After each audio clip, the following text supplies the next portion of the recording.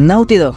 Para cualquier amante de Crash Bandicoot este nombre significa algo. Significa esmero, significa grandeza, esencia, infancia. Un equipo dedicado 100% a desarrollar y demostrar calidad, y que vale totalmente la pena confiar en ellos. Y sí, esta es Naughty Dog en parte. Como empresa son maravillosos. Las locuras que hicieron solo para que en su día Crash sea una maravilla técnica es impresionante, y es que a lo largo de los años la bonita historia de como dos amigos que solo siendo un par de novatos lograron vencer a la industria del videojuego y posicionarse en grande frente a titanes de la industria ha resonado en cada blog, en cada video y en cada uno de nosotros fanáticos de Crash Bandicoot. Hemos oído esta historia por años, pero lo cierto es que los protagonistas de la misma, Jason Rubin, Andy Gavin o Mark Cerny, no son realmente los héroes tan buenos que siempre hemos creído, pues detrás de todo lo que llevó a Crash ser lo que es, se esconden tragos amargos, traiciones, mentiras, ambición e injusticias. Gran parte de lo que conocemos sobre el ascenso de Naughty Dog es mentira. Son ahora una empresa enorme y con un gran renombre en la industria, pero para haber llegado hasta la cima, es donde se desvela la verdadera cara de las personas que tanto hemos apreciado a lo largo de los años.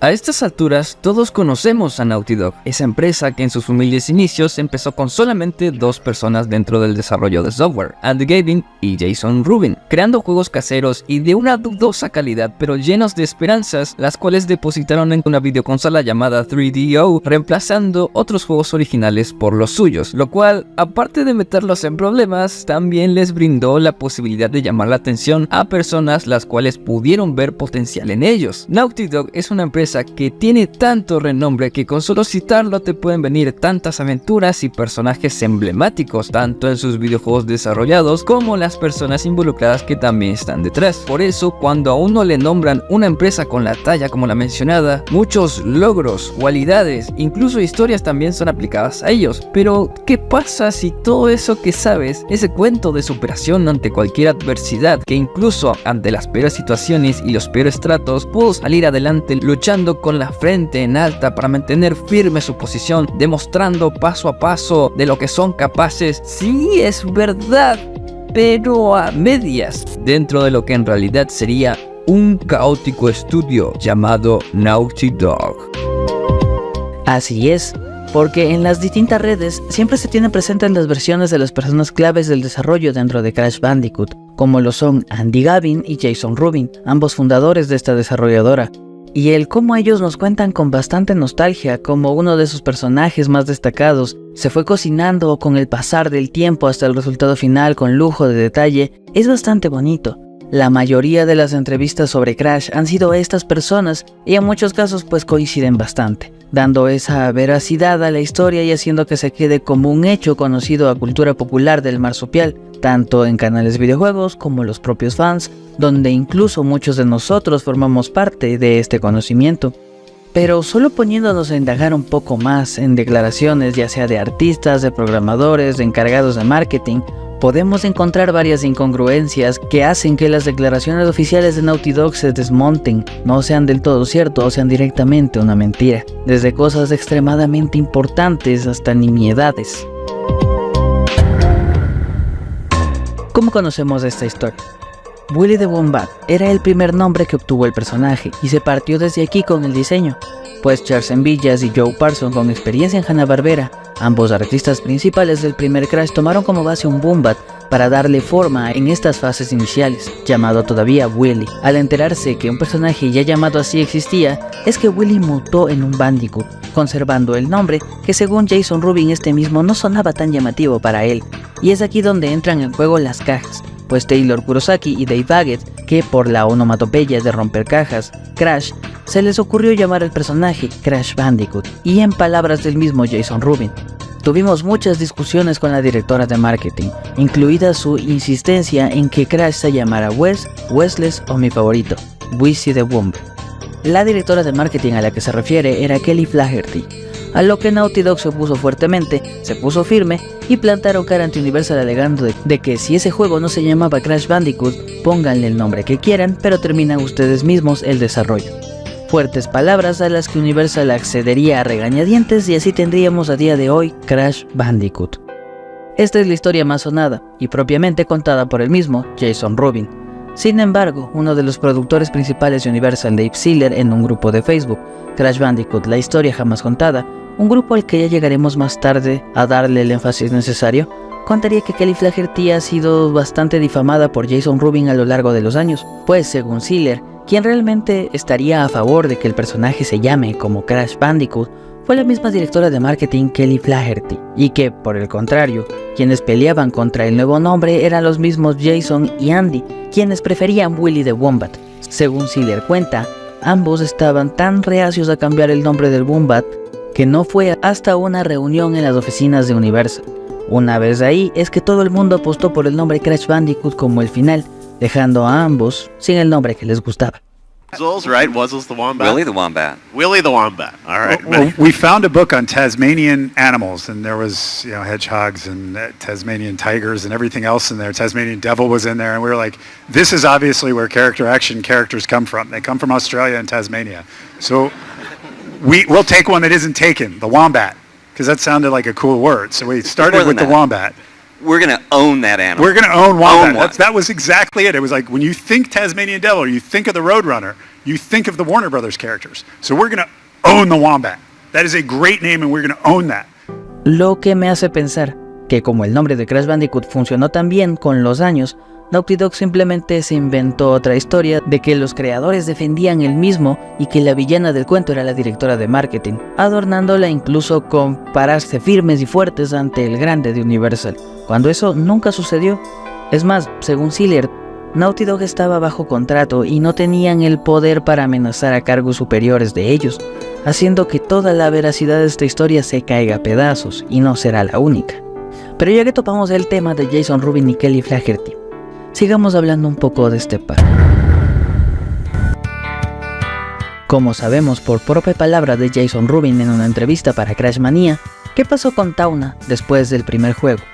Pues la versión que contó Rubin es la que se toma como totalmente oficial y diría lo siguiente. La verdad es la siguiente. La directora de marketing de Universal Interactive Studios era una mujer de mente muy pequeña. Vio los diseños de Tawna recién dibujados en la prensa e insistió que el personaje nunca entraría en el juego tal como estaba dibujada. Los diseños originales, que creo que todavía se pueden encontrar en el sitio web de Naughty Dog, recordaban a Jessica Rabbit de las películas de Roger Rabbit, Sexy. La directora de marketing no quedó impresionada. Me llamó a la oficina y me gritó que las mujeres no deberían ser cosificadas de tales maneras y que ninguna mujer real jamás usaría esta ropa. Habíamos dibujado la ropa de Tawna basándonos en el atuendo de otra empleada ese día. Cuando la mujer que vestía el atuendo de Tawna en la vida real pasó por la puerta de la oficina, la directora de marketing se volvió loca. Ambos nos vimos obligados a escuchar media hora de desvarío sobre los problemas de las mujeres que culminaron con una diatriba sobre un comercial de zapatos de mujer que mostraba a mujeres jugando baloncesto con tacones altos. También insistió en que a partir de esa fecha ningún videojuego volvería a tener éxito por culpa de una mujer sexy. Nada de esto era relevante, por supuesto. Lo relevante fue que la directora de marketing puso tan nerviosa al presidente de Universal Interactive que nos pidió que cambiáramos a Tawna según sus especificaciones. Por lo tanto, la Tawna final que logró entrar en el juego fue muy atenuada y obligada a usar el tipo de ropa que una mujer usaría en un safari a finales del siglo XIX. De alguna manera ella prevaleció sobre Tawna. El resultado final fue un desastre, tal que la sacamos de las secuelas. Por cierto, Lara Croft se lanzó poco después y tomó por asalto al mundo de videojuegos, y la directora de marketing dejó los videojuegos para siempre. Esta es toda la historia. Historia que se ha oído una y mil veces. Como siempre, Universal es el villano de la historia, pero aparte de Jason Rubin, ¿existe alguna otra versión de por qué descartaron a Tawna? Y por suerte, sí que existe. Y nos cuenta algo muy opuesto a lo que Jason diría, pues según cuenta Charles Villas en su blog, la audiencia principal a la que intentaban complacer cuando comenzaron a ocurrir cambios en Crash era a Sony Japón. El mercado japonés era muy importante para Naughty Dog e hicieron todo lo que les dijeron en cuanto a cambiar la apariencia de los personajes, hacer su nariz más pequeña, cambiar a Tawna por Coco, darle a Crash 4 dedos y un pulgar en lugar de los clásicos 3 dedos de los personajes de los dibujos animados, etc. Todo se trataba de Japón. Hacían cualquier cambio que Japón pidiera, prácticamente sin dudarlo. Todos los cambios se orientaron principalmente a complacer a los sentimientos japoneses, y Naughty Dog no luchó nunca contra eso. Estaban felices ante hacer cualquier cosa que Sony Japón les pidiera. Si las órdenes venían de Universal, Naughty Dog tendía a oponer resistencia. Y si venía de Japón, era una situación completamente diferente. Incluso al comienzo de Jak and Daxter, buscaban complacer a Sony Japón. Les estaban mostrando el arte de desarrollo que estaban haciendo y buscando su opinión constantemente. Pero cuando a Sony Japón no les gustaban los personajes que estaban haciendo Naughty Dog, pues se detenían en ese momento. Declaración que se perdería al ser una respuesta en los comentarios de su propio blog. Pero teniendo ambas declaraciones contrarias del por qué Tauna fue retirada de posteriores títulos de Crash Bandicoot, todo se vuelve más confuso. Según Jason, todo fue culpa de Universal y Kelly Flaherty, pero según Sembillas, fue por petición de Sony, y Naughty Dog nunca se negaría a reemplazarla por Coco, aceptándola casi de inmediato.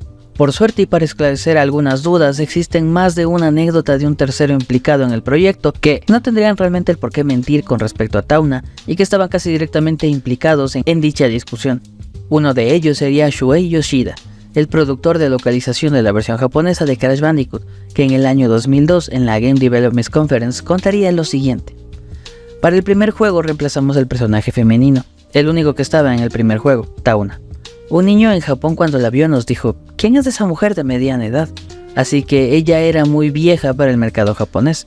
Entonces la descartamos y creamos a la pequeña hermana menor de Crash, Coco. Y para crear este personaje le dije a mis artistas en Japón que hicieran varios dibujos de cómo sería si Crash tuviera una hermanita menor, y se los envié varios de estos a Naughty Dog para que se inspiraran en diseñar a este personaje. Declaración que concuerda totalmente a la versión que contaría Sembillas años después. Y la prueba de esto es el boceto hecho por los artistas japoneses del primer bosquejo de Coco, idea que posteriormente Charles Sembillas adaptaría a su diseño. Y además de esto, Roppiako Tsurumi daría más credibilidad a las dos versiones anteriores en la Game Development Conference del año 2003, en el que contaba cómo hacer exitoso un juego en Japón. La identidad del personaje se tenía que mantener, teníamos que modificar al personaje. Esta era Coco, la hermana pequeña de Crash. Originalmente teníamos un personaje muy occidental, que pensamos que no sería muy popular en Japón. Debíamos introducir a un personaje nuevo que fuera entrañable para los japoneses. La estructura de los huesos de Coco es más humana, pero los ojos son mucho menos realistas y más como de un manga. Y esa fue la imagen que estuvimos trabajando para el juego en sí. Y con esta última declaración hacemos que curiosamente 3 personas que no tienen nada que ver entre sí cuenten la misma historia mostrando el origen del personaje en Japón y de paso desmontando así declaraciones de Jason Rubin de que Universal y Kelly Flaherty sobre todo es el demonio. Y la curiosa anécdota de la trabajadora, que de entrada era bastante inverosímil. Lo que parece haber ocurrido realmente es que Naughty Dog querían entrar a toda costa en el mercado japonés, sacrificando lo que sea necesario para lograrlo, y en este caso era Tauna. Lo irónico de todo esto es que Tauna aparecería muchas veces en Japón, en mangas, como cameos, y hasta en Boom Bang, que fue desarrollado totalmente en Japón.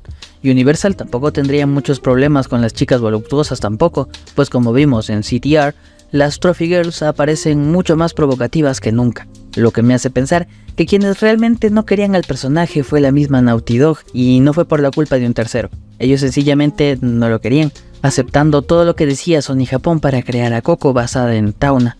Entonces, todo esto fue mentira. ¿Y Coco es japonesa realmente? He visto otros videos de la llamada historia de Crash Bandicoot, que afirman que Jason Rubin odiaba a la directora de marketing de Universal, Kelly Flaherty, e insistía en que quería el nombre de Willy Wombat. Sin embargo, ni siquiera la contrataron todavía cuando ese era el nombre del proyecto de Naughty Dog desde el primer día.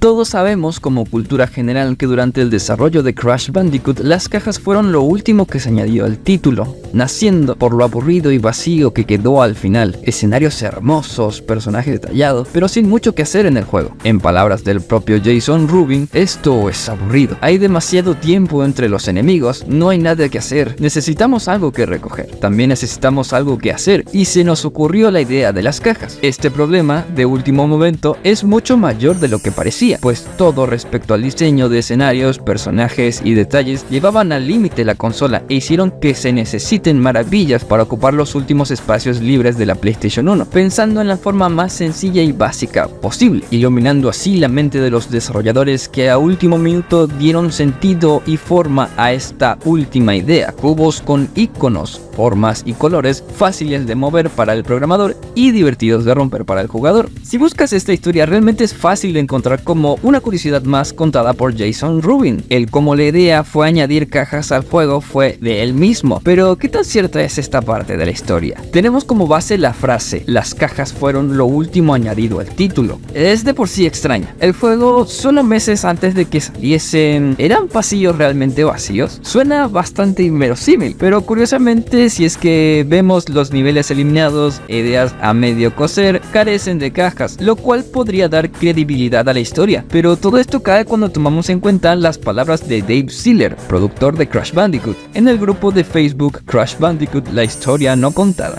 Él nos revela que si bien las cajas como su concepción final no estaban ahí tal cual plasmadas, la idea de ellas se remonta a inicios del desarrollo del juego, en donde el mismo Siller había bocetado una idea de objetos con 3 golpes que estarían por todos los niveles. Podemos ver un hongo explosivo que antes de eso se sacudiría, la idea que se transformaría en posteriormente las TNT, al igual que los símbolos de Médico Brujo. El prototipo de Aquaku tenía en su idea de romper una piedra para obtenerlo. Solo con estos bocetos podemos ver que el juego no eran simplemente pasillos vacíos, sino más bien desde el inicio la idea no terminada de coserse fue una evolución de la misma que se condensaría para crear las cajas, al contrario de realmente haber sido consideradas en el último momento. Casi que todo el juego se centra en cajas, incluso a día de hoy.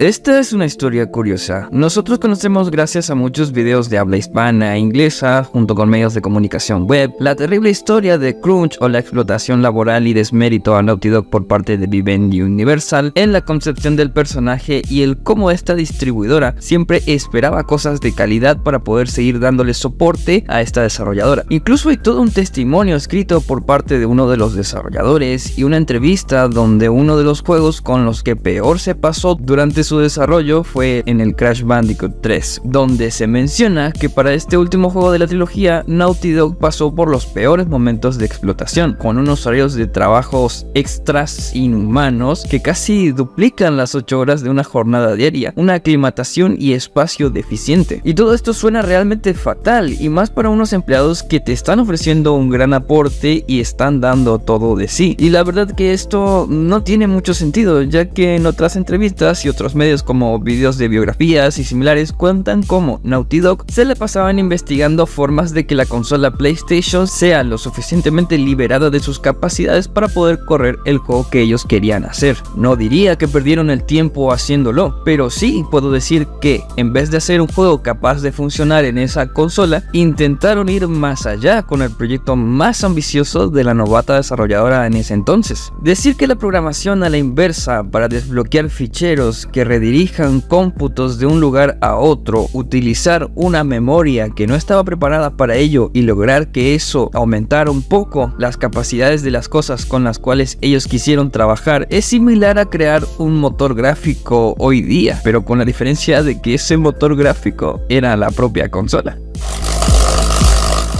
A muchos esto les parece un logro, pero también cómo hacer todas estas maniobras y ver cómo el juego podía tomar mejor forma poco a poco hacían que varios de sus esfuerzos se enfocasen en hacer todos estos malabares, cosa que nunca formó parte del trato con Universal ni de Sony PlayStation. Incluso me atrevería a decir que llegados a un punto pudo haber una conversación entre la misma Universal y Sony preguntándose el uno al otro si les encargaron o les dijeron a Naughty Dog que hagan lo que estuvieron haciendo, respondiéndose yo no y tú al otro, dejándolos que de todos modos estén en lo suyo mientras saliera adelante y puedan cumplir con la fecha de estreno, resultando que la propia genialidad de Naughty Dog es fruto de su propio crunch, casi que sin intervención de Universal, Vivendi o Sony para el desarrollo de Crash Bandicoot y cualquiera de sus juegos. Usando esa filosofía a día de hoy, no es noticia de que el crunch fuese vigente con el caso de The Last of Us Parte 2, donde se desató una una polémica con la filtración de la historia y partes del juego por culpa de un grupo de empleados que estaban siendo explotados, y esa era su forma de manifestarse,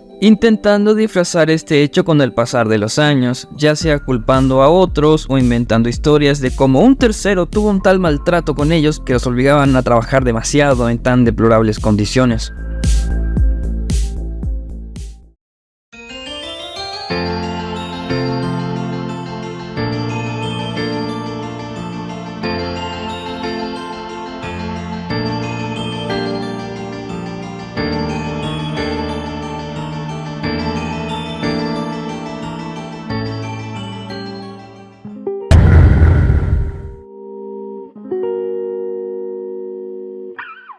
Como sabemos, igual que todo lo anterior mostrado, es de cultura general saber que Naughty Dog desarrolló Crash Bandicoot Warped en los pasillos de Universal.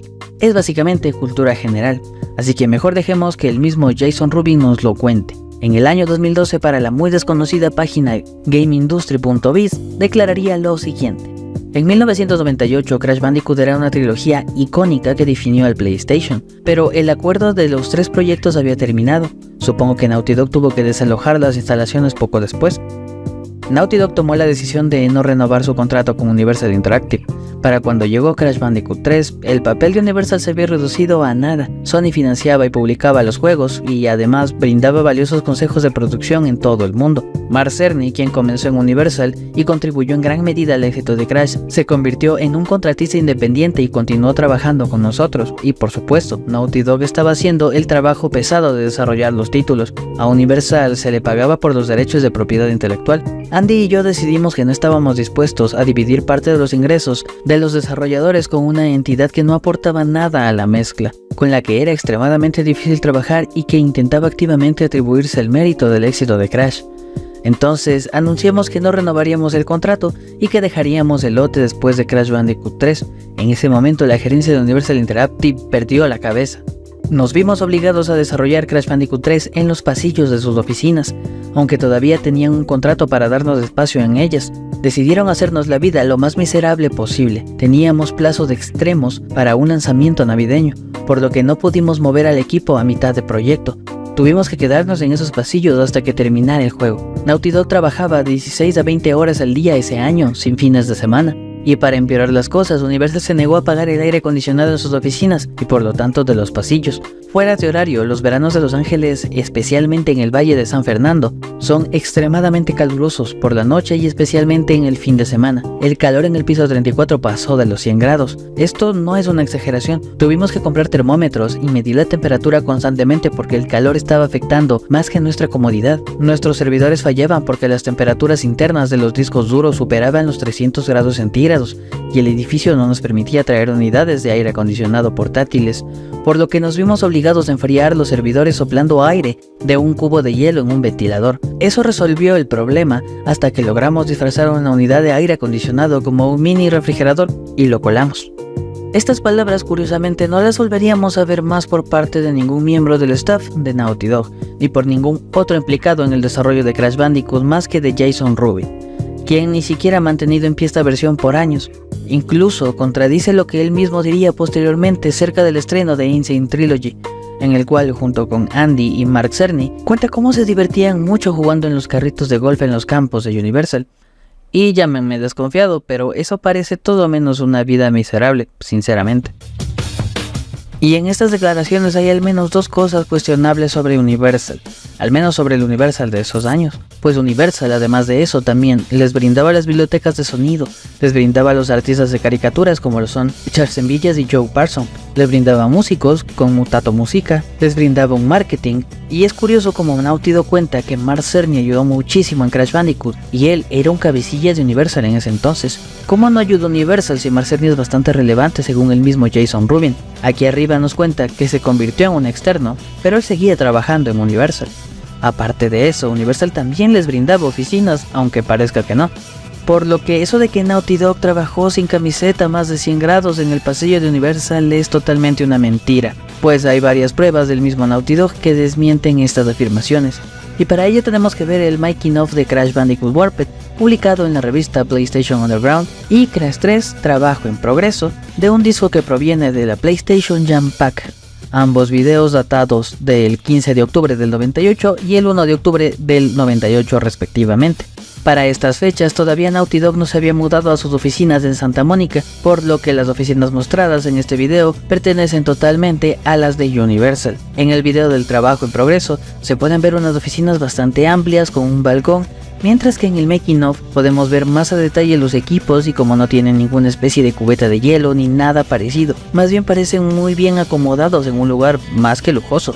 Y todo esto se corroboraría por un comentario que da Charles Villas en su blog, en el cual relataría lo siguiente: en Crash Bandicoot 2 y 3 tuve mucha más libertad, pude trabajar en personajes como Dingodile, Engine, Entropy y otros, sin tener que usar conceptos de otra persona. Además, en ese momento Naughty Dog estaba en el último piso del complejo principal de oficinas a gran altura en Universal, tenía una habitación enorme con unas vistas increíbles en Hollywood Hills para trabajar los días que venía. Esos fueron los mejores tiempos. Este comentario se refiere específicamente a otra anécdota que contaré más adelante, pero a lo que íbamos. Él cuenta que para el desarrollo de Crash 2 y 3 tuvo más libertad. Cuenta como él pudo trabajar en Engine, pero los personajes más importantes que menciona son Dingodile y Entropy, ambos personajes que no se pensaron o desarrollaron hasta el tercer título como su primera aparición, diciendo que fueron buenos tiempos, expresando de todo menos disgusto en cuanto a su lugar de trabajo. Curiosamente, como mencioné antes, el mismo Jason Rubin no ha vuelto a mencionar esto en ninguna otra entrevista, post o comentario, más bien refiriéndose a esa época con algo de nostalgia, lejos de la horrible anécdota del maltrato de Universal, quien según los videos de PlayStation cumplieron con darles una oficina y realmente estaba lejos de siquiera ser fea, reafirmando lo mencionado por Charles Villas, haciendo que esta historia tan mítica de cómo se esforzaron tanto en crear uno de nuestros juegos favoritos, así sea con calor que los derretía, sea falso, totalmente falso.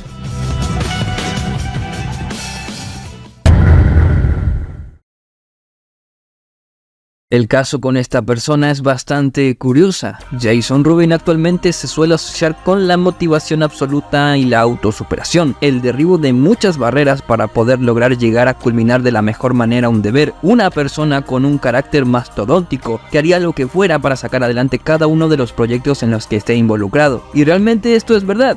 Bueno, más o menos.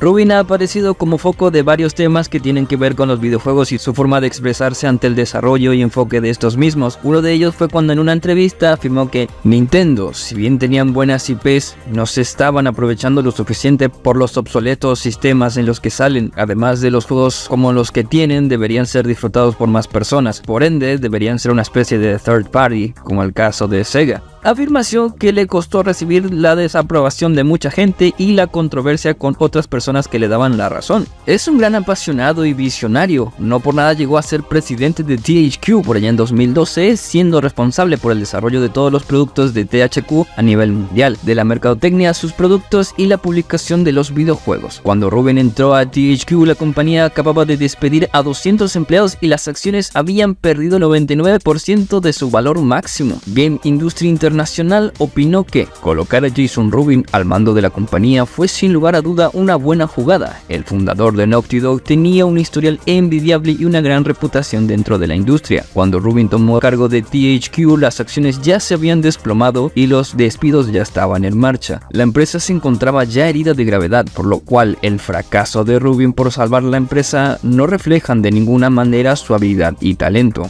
Talento que en ocasiones suele ser opacado por un temperamento bastante fuerte y que en más de una ocasión lo orillaron a hablar quizás sin pensarlo demasiado, o que esto inevitablemente provocaría que en algún futuro diga una respuesta completamente distinta a una misma pregunta que se hizo más de una ocasión. Una que personalmente más me suena en mi cabeza es una que habíamos escuchado repetidamente en varias ocasiones y que honestamente a los que somos fans de Crash Bandicoot nos duele. De haber recibido un mejor trato mientras desarrollábamos Crash, quizás a día de hoy hubiésemos continuado con la saga. Pero en reuniones y entrevistas más recientes podemos oír con claridad cuando menciona él mismo lo siguiente: Crash Bandicoot es un producto de su época. Su concepción y las decisiones tomadas con el personaje y su mundo fueron hechas gracias a las limitantes de la primera PlayStation, mencionando por qué el personaje tiene guantes, por qué tiene una mancha en la espalda y la cara tan grande, temas que actualmente muchos ya conocemos. Así que la pregunta que nos queda es, ¿con cuál versión del propio Jason Rubin nos quedamos? Además de que no es la única vez donde esta persona se llega a contradecir de esta manera. Otro de los casos es en una entrevista algo perdida. El propio Jason Rubin afirma que las condiciones de trabajo en las oficinas de Universal Studios eran bastante agotadoras y estaban alojadas en unos pasillos estrechos e incómodos, donde la elaboración del tercer juego de Crash estuvieron sometidos a jornadas entre 16 a 20 horas con altas temperaturas que comprometían los discos duros y computadoras donde ellos trabajaban, cuando en ningún otro momento o entrevistas posteriores vuelve a mencionarlo teniendo esta oportunidad, sobre todo en las conferencias tan importantes como la del DICE Summit 2002-2004, donde se plantea mejorar el espacio de trabajo de las distintas áreas de desarrollos de videojuegos y que cada sector debería tener un lugar cómodo y un reconocimiento merecido, mencionando a Universal en varias ocasiones ante un micrófono, y en ningún momento, entre comillas, se atrevió a dirigirle unas palabras públicas respecto a un tema tan delicado como este, con lo fácil que es hoy día poner a toda una empresa en jaque con polémicas y situaciones delicadas para concientizar a las masas y cosillas así, pero no fue el caso. DICE Summit, cuyas siglas significan diseñar, innovar, comunicar y entretener, es una conferencia exclusiva que reúne a las mentes más brillantes del entretenimiento interactivo para explorar el proceso creativo y discutir las ideas e innovaciones que impulsan a la industria. En ellas, años anteriores participaron gente como Satoru Iwata, Miyamoto y años posteriores Hideo Kojima, entre muchos otros. Craig Anthony Perkins, tester de errores, mencionó cosillas sobre Jason cuando le preguntaron y dijo: todo lo que sé es que Rubin me acosó como si todavía estuviésemos en la secundaria. Todo por hacer mi trabajo de encontrar errores en su programación. Me odiaba por alguna razón. Y gaming era indiferente a mí, pero no muy agradable. Tal vez porque eran los mejores amigos de Mark Cerny. Y yo había insultado a Mark sin querer durante mi entrevista inicial. Tengo que contarles esta historia algún día. El resto del equipo fue muy amable y me apoyó. El Universal me contrataron para crear el departamento de pruebas beta, pero antes de contratar a mis propios empleados, solo era yo. Luego, cuando Sony recogió el juego, también hicieron que su departamento de pruebas probara a Crash. Recuerdo que nos respondieron en la primera semana diciendo: hey, hasta ahora todo bien, nuestros 20 probadores solo encontraron un puñado de errores. Y es gracioso porque esa misma semana yo solito encontré más de 100 errores, varios los cuales fueron fatales y colapsaron el juego. Dave Sealer adjunta: el mismo Rubin era todo un personaje al principio, siempre haciendo imitaciones de voz de Ren y Stimpy, diciendo sí, él y yo éramos grandes fans de la música heavy metal y a veces hablábamos de eso. Rubin era un imitador talentoso, pero se volvió demasiado controlador y paranoico.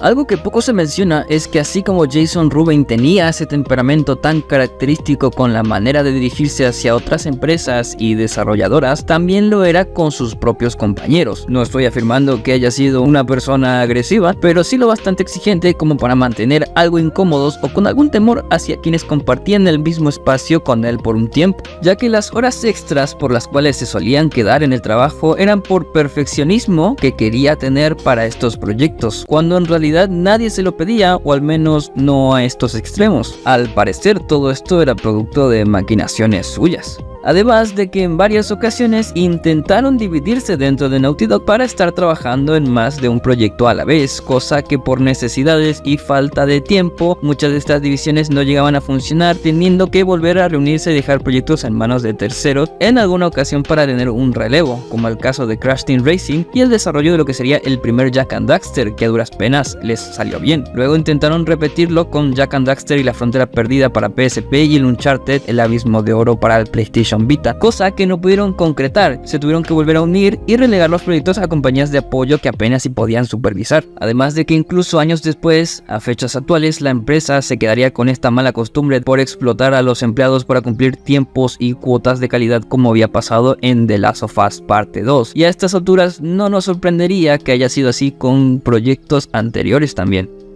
Volviendo con Universal, incluso en una reunión con ex miembros de la Naughty Dog original, esto de los pasillos o las altas temperaturas sin poder encender los aires acondicionados, introduciendo ventiladores y cubos de hielo jamás han sido mencionados. Es más, en una simpática respuesta sobre el desarrollo de Crash Bandicoot, Mark Cerny le dice a Jason que era agradable pasear por los campos de dicha empresa con los carritos de golf para ver si podían implementar alguna sensación como esa dentro del videojuego, entre otras anécdotas que jamás involucraron a esta distribuidora como una antagonista de la historia durante la elaboración de los juegos.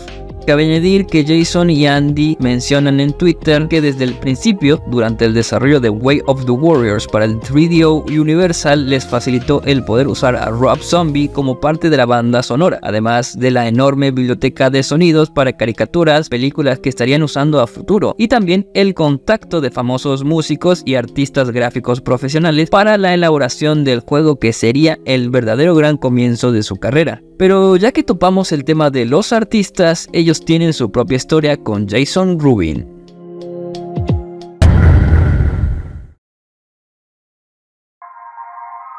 Muchos de nosotros inocentemente creemos que varios del staff original de Crash Bandicoot a lo largo de los años han mantenido contacto, y en parte esto es cierto, pero no todos. Tenemos el caso de uno de los fundadores de la empresa que ahora parece estar retirado para centrarse en otros proyectos más personales, pero ¿qué hay del resto? ¿Qué sabemos de ellos? ¿Te sorprendería todo lo que hay detrás? Pues volvamos nuevamente al blog de Charles Cebillas. En él tenemos muchas declaraciones muy importantes. Nos cuenta cómo Jason Rubin básicamente quitó toda la importancia y el mérito que Charles y sobre todo de Joe Pearson habían tenido dentro de la creación de Crash Bandicoot.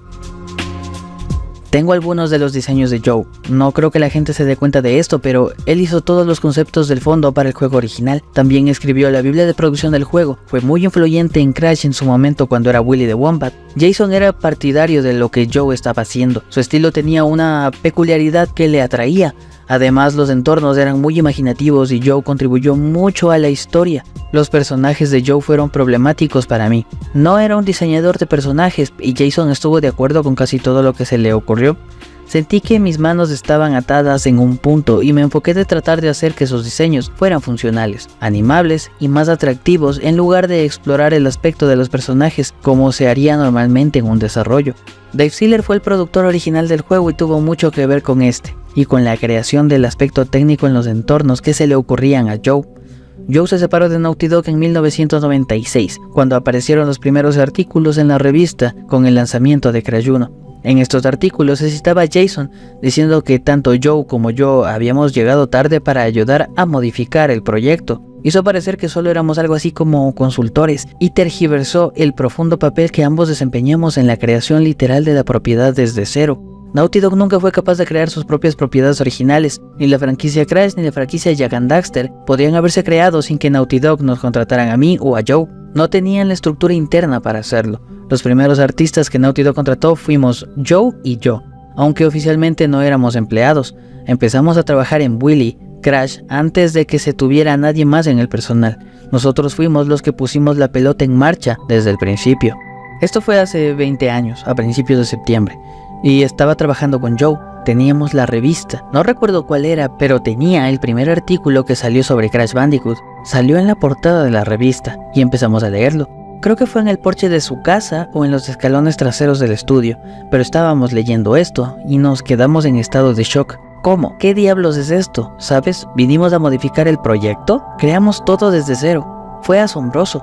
Simplemente nos sorprendió. Supongo que Joe confrontó a Jason al respecto. Yo le dejé un largo mensaje en su correo de voz diciéndole lo absolutamente desagradable que era esto. Y él le echó la culpa a la prensa, le echó la culpa a los periodistas de cómo malinterpretaron lo que él les dijo. Había mucha inmadurez en Naughty Dog en ese momento, y realmente nunca superaron eso. Joe pasó a otras cosas, y yo mantuve mi relación con Naughty Dog en Crash 2 y Crash 3. A favor de Jason, me llamó a mi estudio de animación y me dejó un mensaje diciendo que se sentía mal por lo que había sucedido y que quería intentar arreglar las cosas. Nunca le devolví la llamada, y debería haberlo hecho. Se acercó para tratar de hacer las paces, y debería haberlo aceptado. Eso es algo de lo que me arrepiento. Estaba enfadado, pero más que eso, estaba en la producción de una serie animada completa en mi estudio, en Epoch Animation. Recién estaba comenzando la producción completa de una serie llamada Captain Symbian and the Space Monkeys, y yo tenía como 40 personas trabajando ahí y 200 personas en Corea. Teníamos un muy buen equipo de escritores y productores. Me sentí como a la mierda. ¿Por qué tengo que perder el tiempo con estos tipos? Tengo algo bueno aquí, ¿sabes? Adiós y buena suerte. Así que nunca le devolví la llamada, pero debería haberlo hecho. Para ser honesto, tendría sentimientos encontrados acerca de volver a trabajar con Naughty Dog. No he hablado con estos tipos en años. Mi última comunicación fue en 2002 cuando les dije cómo me sentía acerca de los trucos que juegan. Joe Person no ha tenido comunicación con ellos desde el 96 cuando salió de Crash Bandicoot 1. Se ofendió por lo que estaban dando a la prensa sobre cómo surgió Crash. No lo culpo por sentirse como lo hizo. ¿Alguna vez has oído hablar de Dave Sealer, el productor original del primer juego de Crash Bandicoot? Él podría contarte alguna de estas historias también. Prefiero hacer cosas por mi cuenta para decirte la verdad. Trabajaría con Andy Gavin. Él era la persona más valiosa de la mezcla, ya que supervisaba la programación y era bastante tranquilo. Después de eso, Sony compró la empresa en 2001. Para 2004 creo que los dos fundadores ya se habían ido. Estoy bastante seguro de que Jason fue despedido en ese momento. Me imagino el baldazo de agua fría que sería para ambos artistas reducir todo su trabajo al de unos simples consultores, como si Naughty Dog hubiese tenido ya todo hecho, solo para que ambos lo revisaran cuando la realidad es totalmente distinta. Podemos ver a manos de Charles y Joe cómo es que el diseño de personajes, su historia y los escenarios toman forma y empiezan poco a poco a ser lo que son. Lo cierto es que Naughty Dog sabía lo que querían. Tenían una idea de dónde ir, pero no sabían ese qué que ellos querían. No fue hasta que Charles y Joe dieron ese algo que tenían visionado que se pudo seguir con todo lo demás. Y es esto lo que se les estaba quitando a ambos, el trabajo que ellos habían hecho. ¿Y qué dijo Jason ante esto? Siempre surge la pregunta, ¿cree la gente que su aporte al juego está siendo reconocido de alguna manera justa? Y para gran mayoría de las personas, creo que hemos hecho un muy buen trabajo al hacer que se sientan bien y decir las cosas correctas. Hoy con Charles y Joe, he continuado diciendo que fueron absolutamente fundamentales para la creación de Crash Bandicoot. Han dicho que quieren llamarse creadores y eso, para mí, empuja la línea porque no estuvieron trabajando esas 16 horas toda la noche. No eran parte del equipo central. ¿Quieres llamar a Bob un creador? Bien. A Taylor, absolutamente. Todos nosotros, toda esa gente. Pero ellos no fueron los creadores. De la misma manera que George Lucas fue el creador de Star Wars, pero Ralph McQuarrie hizo muchos de los diseños. Él era una parte increíblemente importante de Star Wars, pero no su creador. Y entonces ha habido una falta de consuelo en la forma en la que se describen, que yo diría que no es de forma justa de ver las cosas, y sostengo que, históricamente he sido muy bueno, cuando lo volví a hacer hoy, mencionando el valor de su aporte. No estamos de acuerdo sobre si deberían o no ser los creadores, y lamento que nunca hayamos llegado a un punto en el que coincidamos con eso. Sigo tomando el camino correcto, y digo que fueron increíblemente importantes, y continúan al parecer sin sentir que eso es suficiente, y lamento que se sientan así. En parte lo que dice Jason tiene razón, pues este descrédito fue casi netamente en esa época y según cuentan, solo en esa revista. A partir de posteriores entrevistas, reuniones o podcasts, nunca dejaría de darle su respectiva mención a ambos, diciendo exactamente que, si bien creadores del 100% no lo son, sin ellos Crash no habría podido ser el personaje que es. Por lo que recuerdo, Jason quería asegurarse de que el equipo fuera acreditado por el éxito del juego, y esos muchachos querían asegurarse de que estuvieran incluidos en el desarrollo. No recuerdo los detalles, pero fueron absolutamente fundamentales para hacer ese juego lo que es. Entonces, si hay algún tipo de descrédito, creo que eso es incorrecto. Esos muchachos fueron una gran parte del espíritu de lo que era, así que hicieron su parte para crear el arte conceptual que el resto de nosotros tuvimos que producir y hacer en el motor gráfico del juego para que funcionara correctamente. A Dave Sealer se le ocurrieron muchas complejidades del truco por el que pasa Crash cuando va de un nivel a otro, y no recuerdo que se le haya dado el crédito adecuado, lo cual es muy malo. Quiero decir, en este momento no tenía idea de que él estaba generando todas esas pequeñas miniaturas y dibujos conceptuales, pero puedes ver claramente su sello en el juego, si los miras. Solo recuerdo los dibujos esquemáticos que estaba haciendo, donde en realidad estaba diseñando el juego. Realmente no sé exactamente qué estaba haciendo más allá de eso, pero si Dave Siller dice eso, yo no lo dudaría. Por lo que he visto, esto es algo que él hizo. Ya que mencionamos mucho a Dave Siller, ¿qué hace que este tenga tanta importancia con Crash Bandicoot? Aunque no lo crean, esta es la triste historia del hombre que fue borrado, desacreditado y difamado dentro de la historia de creación de Crash Bandicoot.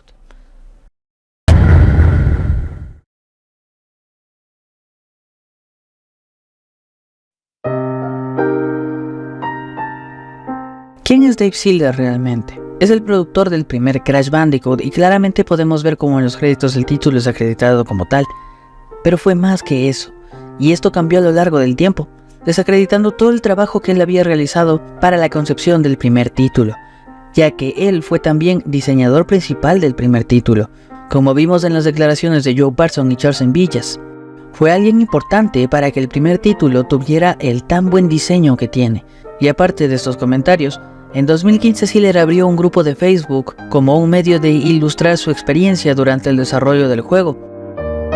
Amigos, hay mucha información y cosas geniales por venir, pero no tengo información sobre un nuevo juego de Crash Bandicoot. Recordemos que esto fue en 2015, y sigo. Me puse en contacto con un conocido productor de Sony y le ofrecí mis servicios hace un par de años, y me ignoraron. Estoy preparando activamente un nuevo juego que se anunciará en el futuro. Después de escuchar constantemente sobre la llamada historia de Crash Bandicoot y ser borrado de lado, ignorado y francamente omitido, es por eso que después de casi 20 años he decidido contar mi historia. Estén atentos. ¿Quién soy y por qué estoy haciendo esto? En primer lugar, soy un productor veterano de videojuegos y un verdadero diseñador de los mismos.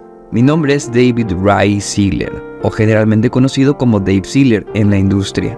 Ha habido mucha gente que piensa que puede diseñar y producir videojuegos, pero a menudo falla. Todo, desde productores de películas, artistas de rap, atletas de deportes extremos, estrellas deportivas profesionales, artistas de graffiti, diseñadores de moda y más, lo han intentado y han fallado. Todo el mundo quiere reclamar el puesto de diseñador de juegos, pero no es tan fácil como parece. Es un trabajo duro con muchas horas y trata con mucho estrés y problemas para resolver. Comencé en el aspecto arcade de la industria de entretenimientos interactivos hace mucho tiempo ya, y diseñé juegos de monedas, mientras también era un jugador apasionado. Creé el primer juego de billar en 3D llamado Cool Pool alrededor de 1989. Pasé al mercado de consumo uniéndome a Sunsoft of America y creé y codiseñé un juego tipo mascota llamado Aero the Acrobat.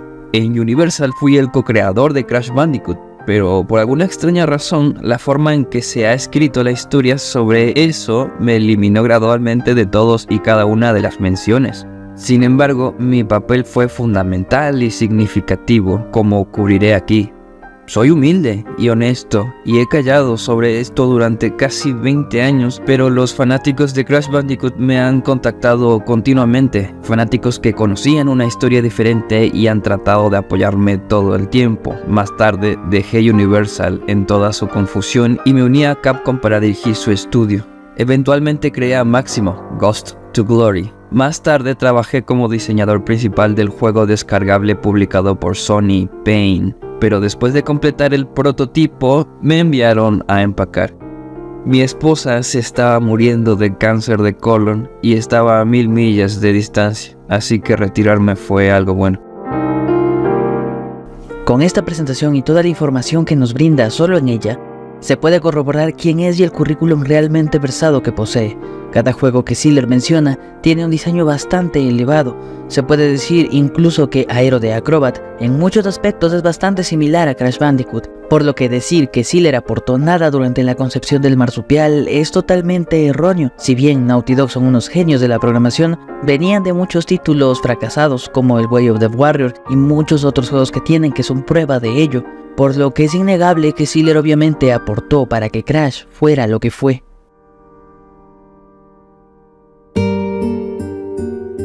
En su mayor parte, el equipo inicial de Naughty Dog era un grupo excelente y talentoso. Incluso Gavin y Rubin eran humanos. Recuerdo haberle preguntado a Gavin sobre una solicitud técnica o de programación que tendría y me decía, ¡no se puede hacer! Sin embargo, a la mañana siguiente me demostraría que lo había hecho. De hecho, era un programador increíble. Todo comenzó a cambiar a medida que el impulso del juego comenzó a acelerarse en la prensa. Y no solo contamos con las declaraciones, sino que Ziller compartió decenas de bocetos que indicaban ideas totalmente tempranas de mecánicas, diseños de niveles que terminarían en el juego final, como el divertido Heavy Machinery, un boceto temprano con las mecánicas para Jaw of Darkness, bastante memorables, el diseño de la batalla de Embryo, a los tan amados y odiados niveles del puente, además de crear la idea principal de Crash Bandicoot 2, la cual haremos hincapié más adelante, pero la historia le jugó una mala pasada a Ziller. No puedo evitar preguntarme, ¿por qué decidiste publicar toda esta información ahora, de todos los tiempos? Debe haber sido una locura mantener todo esto en secreto por mucho tiempo. Varias razones. Primero, un amigo mío en Rusia me envió un mensaje diciendo que de alguna manera me habían eliminado del sitio de Wikipedia de Crash Bandicoot.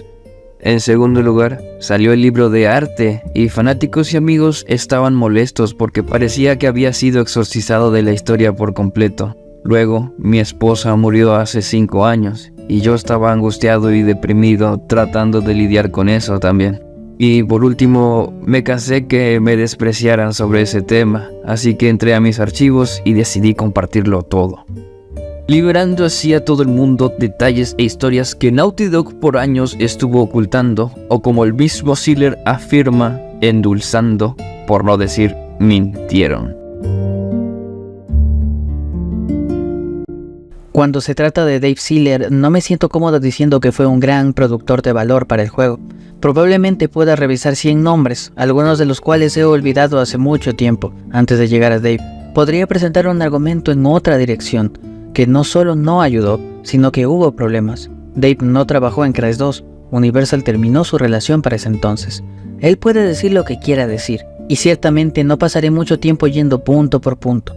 Pero puedo decir que recuerdo vívidamente el día que Dave salió de nuestra oficina cuando habíamos colocado las rocas rodantes con agujeros cuadrados en el centro, todo de muy bajos polígonos, y volvió a su oficina. Se nos ocurrió la noche anterior, justo a mitad de la noche, como casi todo porque trabajábamos a más de la mitad de la noche. Dave bocetó lo que habíamos hecho y luego se dirigió al presidente de Universal Interactive Studios, que era el jefe de Mark Cerny, y proclamó que él había creado todo, cuando eso no era verdad. Todavía muestra estos documentos y dice, mira, yo creé estas cosas. Estas son las palabras exactas de lo que Jason Rubin contó sobre Ziller para el sitio web Polygon por el estreno de Crash Insane Trilogy. Y a mí estas declaraciones me hacen mucho ruido, básicamente porque Rubin desacredita todo lo que hizo Ziller, tachando de haber tomado apuntes de lo que Naughty Dog ya había hecho y se fue con el jefe para decir que él lo hizo, pero si nos ponemos a revisar estos mismos bocetos, no tiene lógica lo que dijo Jason Rubin si prestas atención. Muchos de estos bocetos están datados de 1995 con el nombre clave, Wombat. En este boceto podemos ver por ejemplo la fecha y cómo está claramente siendo la idea base para Road to Nowhere. Y no es exactamente lo que está plasmado en el juego, sino su bosquejo, al igual que la pelea de Embryo, que se parece mucho pero no es exactamente lo que está plasmado en el juego, al igual que el bosquejo de las cajas, las TNTs, muchos diseños de nivel de jungla que no son exactamente los mismos del juego final.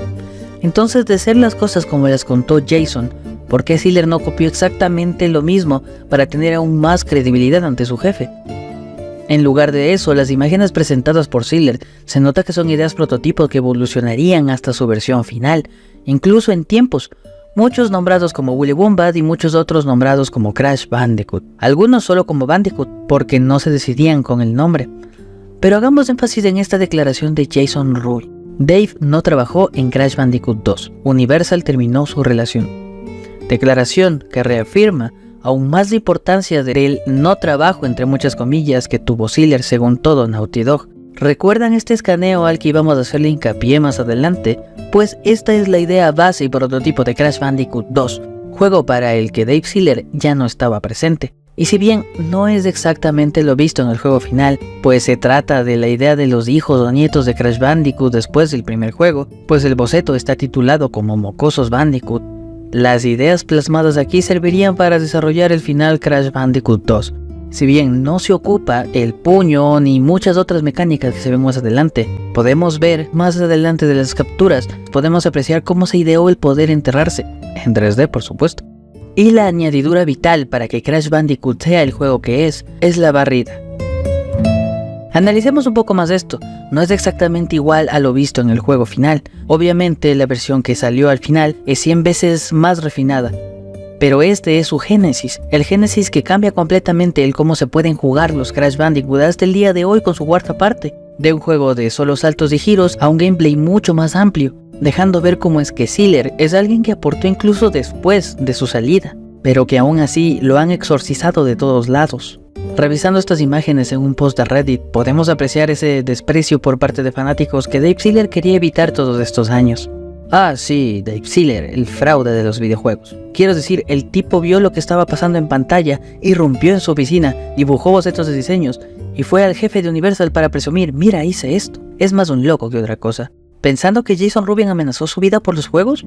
Nah, esto nunca ocurrió. Simplemente no entiendo cómo la gente cree en sus ridículas afirmaciones. Solo leyendo sus historias, cuentos de hadas más que nada sobre Crash Bandicoot me dio un cáncer de ojo. Entiendo que no usar tus ideas en un juego puede sentirse mal, pero en defensa de Naughty Dog, las ideas de Sealer solían ser simplemente horribles. No es de extrañar que no haya tenido su nombre en demasiados títulos, no es muy buen diseñador de juegos. Estas palabras van dirigidas hacia alguien que fue vital para el desarrollo, y como este comentario seguramente recibió cientos más. Incluso tiraron su grupo de Facebook al poco tiempo, con sospechas de que fue Rubin, pero no es más que conjeturas. Pero más que eso, la gente fue muy dura con él también. Recordemos la carpeta de previo trabajo con el que contaba Sealer, con imágenes de desarrollo de Aero de Acrobat muy similares a las que hizo para Crash Bandicoot, mientras que en esas fechas Naughty Dog tenía juegos muy cuestionables, e incluso Sealer les ayudó a limpiar su nombre en cuanto a su pasado. Inmediatamente después de que los editores de Electronic Gaming Monthly visitaron Universal Interactive Studios y hablaron con Naughty Dog, Rubin entró en mi oficina. Se sentó y me preguntó si podía hacerles un favor.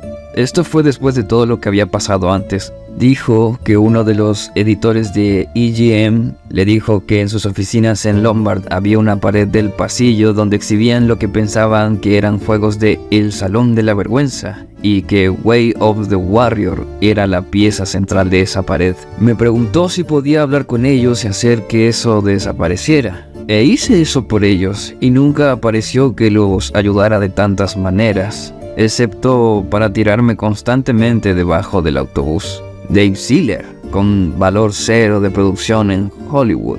A Mark Cerny le encantaba decir que teníamos la producción de Hollywood en nuestros desarrollos. Crash Bandicoot disfrutó de artistas y animadores de Hollywood, compositores de música de Hollywood y también tuvimos efectos de sonido de Hollywood. Universal Sound proporcionó los efectos de sonido que se usaron en el juego y fue increíble trabajar con ellos.